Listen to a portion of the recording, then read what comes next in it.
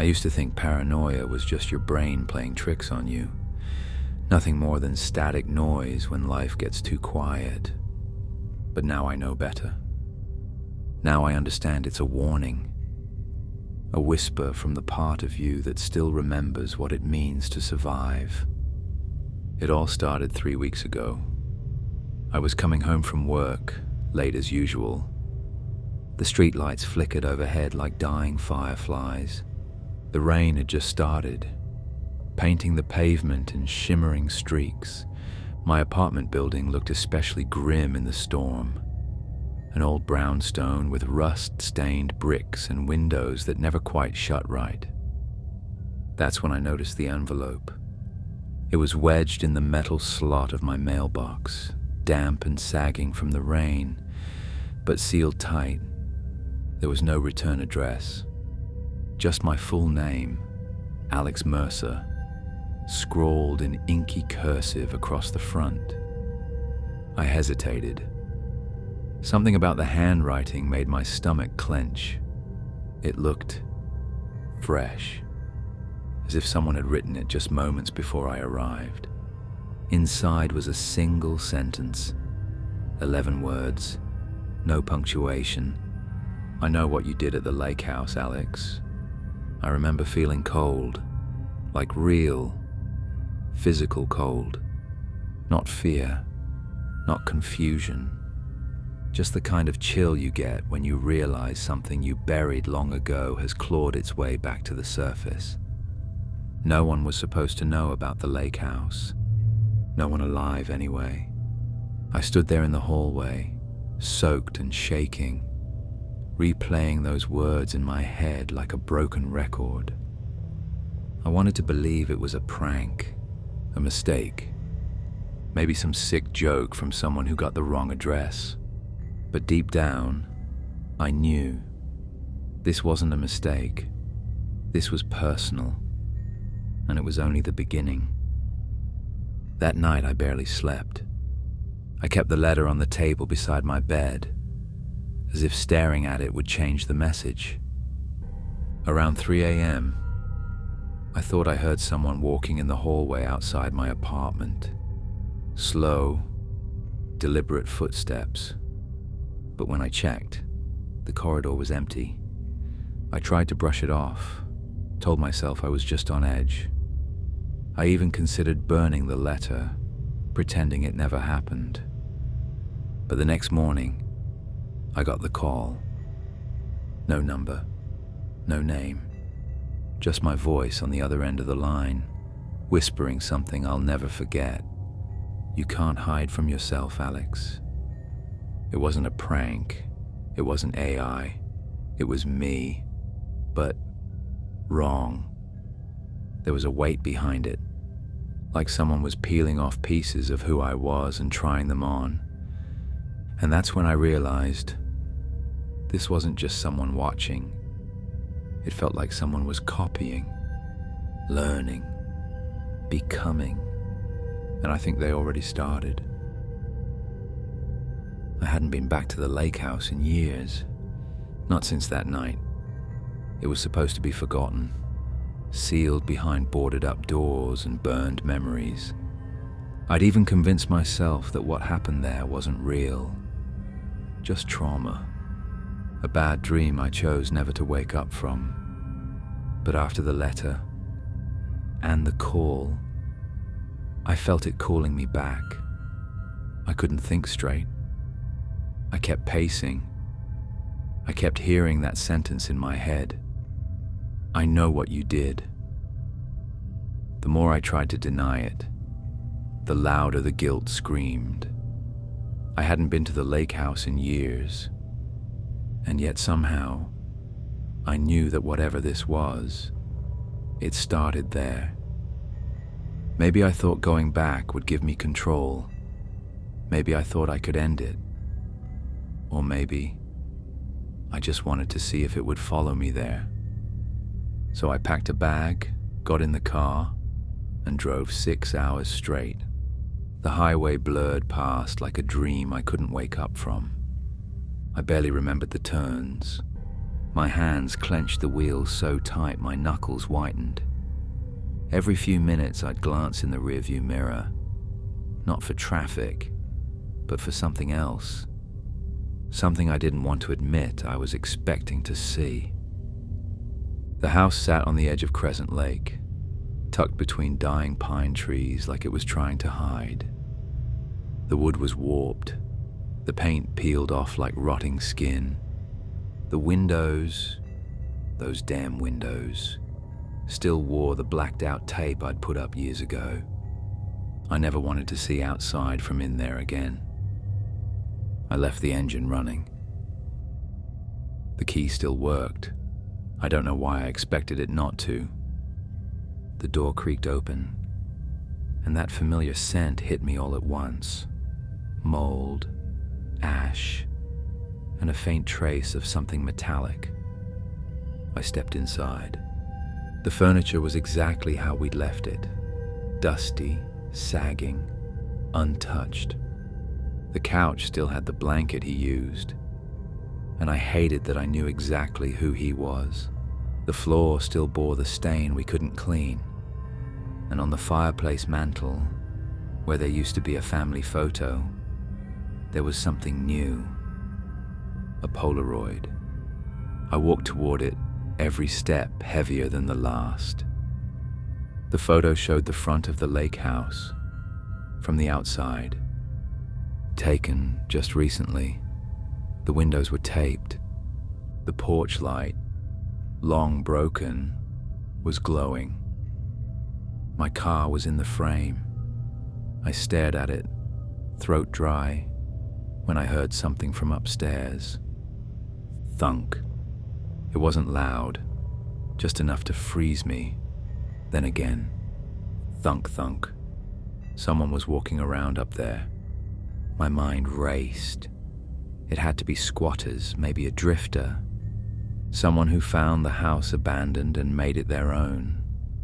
But that didn't explain the photo. That didn't explain the letter. I crept up the staircase, each step groaning under my weight. The hallway was darker than I remembered. I didn't turn on the lights. I don't think I could have. Something told me the darkness was safer.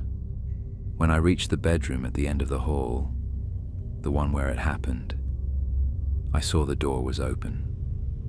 Just a crack, and inside, a flickering glow, like candlelight. My heart pounded against my ribs as I nudged the door open with the tip of my shoe. There he was, sitting on the bed, facing the window, back turned to me, wearing my clothes, same haircut, same frame, same birthmark just behind the left ear. I could see it as he tilted his head, slowly, like he knew I was watching. I wanted to run, to scream, but my voice had abandoned me again. Instead, I whispered the only thing that made sense. "Who are you?" He didn't speak, but he stood and turned, his face. It was mine, but wrong, as if someone had taken a wax replica of me and left it near a fire. The eyes were the worst part, black holes where pupils should be, not just dark, empty, like they led somewhere else entirely. He smiled, cracked, inhuman, and then he whispered, mimicking the voice from the phone, "You can't hide from yourself, Alex." I stumbled backward, nearly tumbling down the stairs. When I looked again, the bedroom was empty. No flicker, no doppelganger, just the cold, dark silence of an abandoned house. But the Polaroid was still in my hand, and when I turned it over, there were 4 words written in that same smeared ink: "See you at home."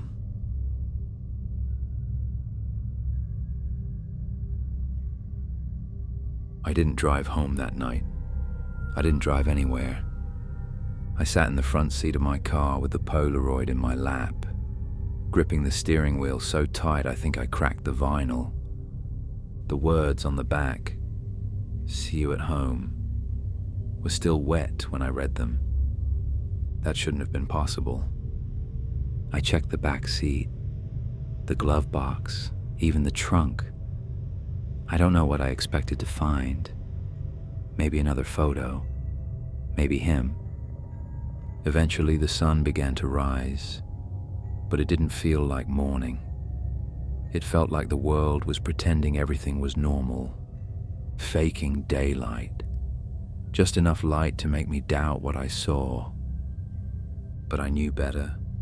I drove back to the city, fast, didn't stop, didn't eat.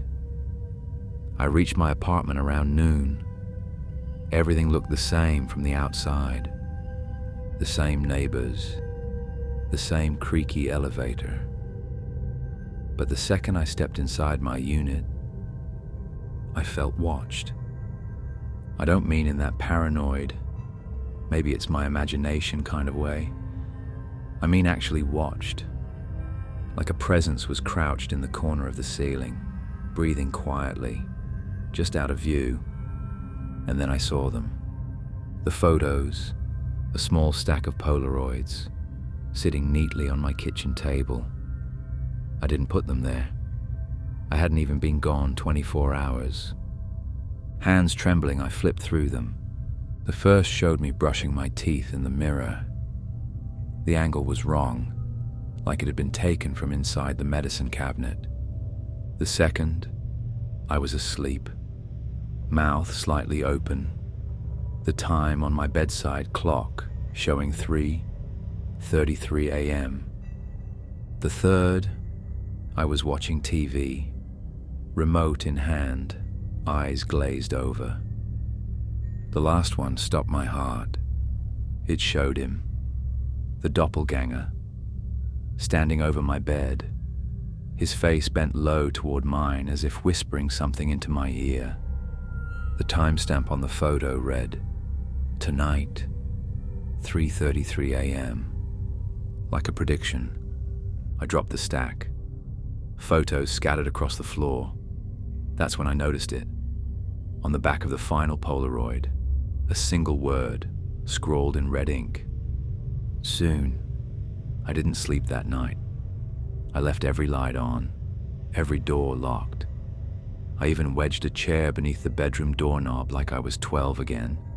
At 3:32 a.m., I sat up in bed, eyes fixed on the clock. I counted every second. Each one felt like a hammer striking the edge of my sanity. 3:33. Nothing. I exhaled, just barely, when the hallway light went out. Not flickered, not dimmed. It snapped off, like someone had flipped the switch. Then came the knock, not from the front door, from inside the apartment. 3 slow, deliberate knocks, coming from the bedroom closet. I stared at it, frozen. My mind screamed to move, to run, to grab something, anything, but my body wouldn't listen. Then, the closet door creaked open, just a few inches. I saw nothing, just black, a thick, suffocating kind of dark. The kind of dark that felt aware. Then came the whisper. You left me there, Alex. It was my voice, but it wasn't coming from my throat. I jumped out of bed and ran. I didn't even grab shoes. I sprinted down the hallway, out the door, down 5 flights of stairs, and into the street, barefoot and shaking. I didn't go back inside. I couldn't. Instead, I checked into a motel 5 miles away.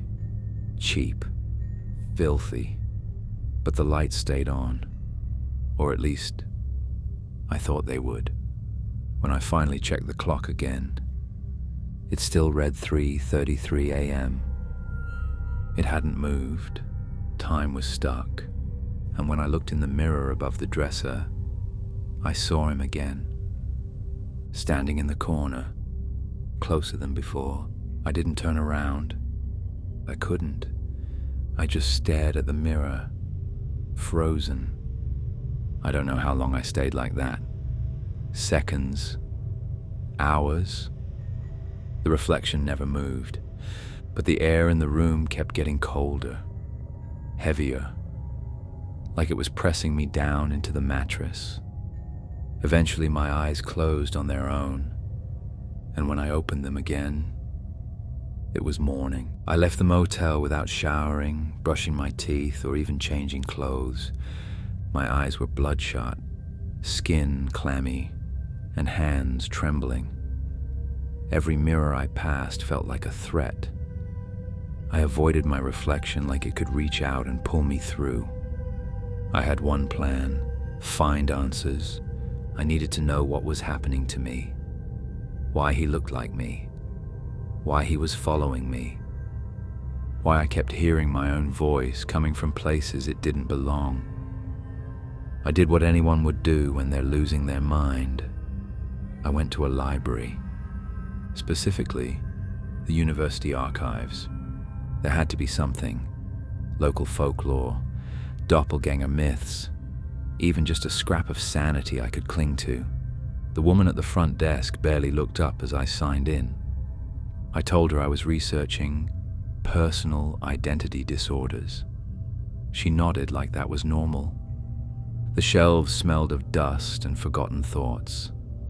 I spent hours flipping through old psychology texts, folklore compendiums, and paranormal case studies. Most of it was nonsense, old wives' tales, cultural myths. But then I found something. A thin, yellowed book tucked between volumes that looked untouched for decades. The Hollow Self, Case Studies in Existential Displacement. There was a single passage, underlined in red ink. The doppelganger is not merely a double, it is a parasite. A faceless identity feeding on guilt, grief, and fractured memory. It mimics its host until it no longer needs to imitate. Until it becomes. Below the paragraph was a quote handwritten in the margin. The more you see it, the more it becomes you. My stomach turned. It wasn't just following me. It was replacing me. I stumbled out of the library, clutching the book like it might anchor me to reality. The air outside felt thinner than before, too crisp, too artificial. Then I passed a shop window. I didn't mean to look. It just caught me. An involuntary glance. And in the reflection, I saw him, not beside me, instead of me. In the glass, he was walking down the street. Not me. Same clothes, same posture, but his face turned toward the glass, locking eyes with my reflection. I looked down at my hands. They were mine, but the reflection wasn't. I backed away, panicked. A woman bumped into me. She looked confused, then terrified. "Are you okay?" she asked, staring at my face. "Your eyes." I didn't let her finish. I ran. I ran until the city blurred around me. I ducked into a coffee shop, straight into the bathroom and locked the door. I splashed water on my face, then stared at the mirror above the sink. It was me. It was definitely me. But my eyes, they were darker, not pitch black, but getting there. And my smile, I wasn't smiling, but my reflection was. Just slightly. Just enough to show it was in control, not me. Then the light in the bathroom flickered, and I heard his voice, muffled, from the other side of the mirror. "Almost there, Alex." I punched the glass, hard. My knuckles split open. Blood smeared down the mirror in crooked lines. The reflection didn't break, not even a crack. But my reflection didn't bleed. It smiled wider. I stumbled out of the bathroom, past confused customers, and back into the chaos of the street. I didn't care where I went, as long as there were no mirrors, no reflections, no surfaces for him to look back through. That night I stayed in an old storage facility. I bribed the night guard to let me crash in one of the empty units. I brought no phone, no laptop, no screens, no glass, just a mattress, a blanket, and a single lantern. I curled up in the corner, heart racing. I closed my eyes, tried to block everything out. And then I heard it. From inside the unit, that whisper, "You can't hide from yourself, Alex." I turned, and for the first time he wasn't in the mirror. He was in the room, standing over me. He stood just a few feet from me, same clothes, same face, same cracked smile.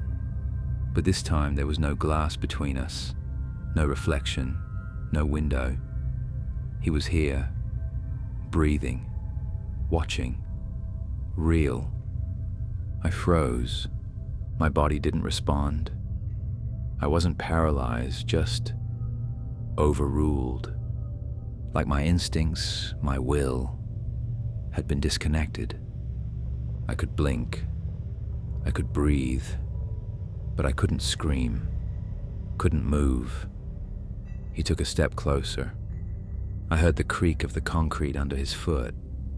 He cocked his head to the side and stared at me like I was something he'd never seen before. Then, he spoke. "You gave me life, Alex."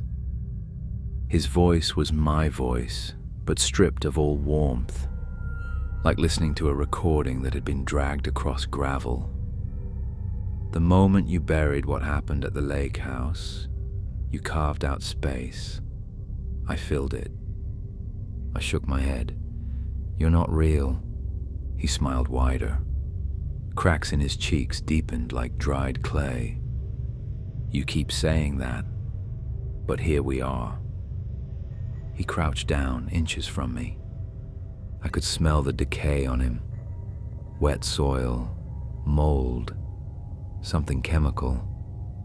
His eyes were bottomless, a black that didn't just reflect darkness. It ate it. "They all forgot, didn't they?" he whispered. "Even you tried to forget what you did." I tried to turn away, tried to drown out his voice, but he kept going. "She begged you, in the water. Remember her fingers, clutching your sleeve? You watched her sink, Alex. You chose yourself." I saw her face again. The girl. The one from that night. She wasn't supposed to be there. It was an accident. I didn't know she followed us. I screamed, or tried to. My throat locked up. He stood again and walked toward the metal door of the storage unit. Without turning back, he said, "You can't outrun what you are. That's the deal. One of us has to live with it." Then, silence. I scrambled to the door and yanked it open. The hallway was empty, cold, lit by a flickering overhead light. No footsteps, no trace. But something was different. I pulled my phone from my jacket. The lock screen was wrong. Not just the time. It was my face, but not the photo I'd set. This one was smiling wide. I opened my messages. There were texts I didn't remember sending. Conversations with people I hadn't spoken to in months. Arrangements, apologies, plans. He'd been using my phone, pretending to be me. There was even a new contact saved. Mom. I hadn't spoken to my mother in 3 years. I dialed the number, hands shaking. She picked up instantly. "Alex," she said, voice hopeful. "You sound different now. You sound better." I hung up. The next place I checked was my apartment. The lock was different. My key didn't fit anymore. I buzzed my own number, waited. No answer. So I waited. I waited outside my own home until the sun went down, and I saw someone coming up the sidewalk. It was him, wearing my clothes, carrying my bag, smiling at the neighbors. They waved back. He unlocked the door and disappeared inside like he belonged there. I followed. I crept up the stairs behind him. Every step felt like stepping deeper into a nightmare. When I reached the hallway, I saw the door open just a crack. Inside, he stood in front of a mirror, adjusting his tie, humming a tune I hadn't heard since I was a kid. I pushed the door open. He didn't flinch. He just looked at me through the mirror, smiling. My reflection no longer moved with me. It moved with him. "It's easier this way," he said. "You don't have to run anymore. I'll handle the guilt, the pain, the faces. You can rest now." Then he turned and walked toward me, and for the first time, I saw myself backing away. I don't remember blacking out, but I must have, because when I came to, I was outside. Rain poured down in sheets.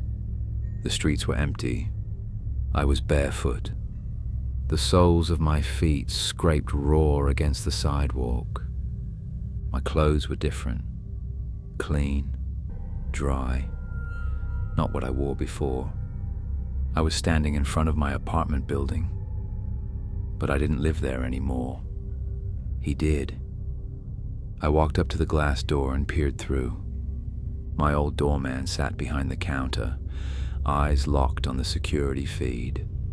The camera showed him, sitting in my apartment, laughing, talking to someone on the phone. He lived in my skin now, wore it like a tailored suit. I backed away from the door and turned toward the street. A car passed. Headlights splashed over me. I caught a glimpse of my reflection in the window of a parked van. It wasn't my face. It was blurry, off, like a smudged drawing of myself. The longer I looked, the less I recognized it. Eyes slightly out of place, nose just a little too sharp, a mouth that didn't sit quite right on the face. I touched my cheek. The reflection didn't. I don't think I was real anymore. I wandered the streets for hours. Eventually, I found myself at a gas station. The attendant looked up from his newspaper and flinched when he saw me. He forced a smile but said nothing. I went into the bathroom, flipped on the light, and screamed. The mirror showed nothing. No face, no outline, just an empty bathroom. And in the sink, a Polaroid. I picked it up. The image showed me, standing in the gas station bathroom, mouth open, eyes wide. But it wasn't taken from inside the room. It was taken from behind the mirror.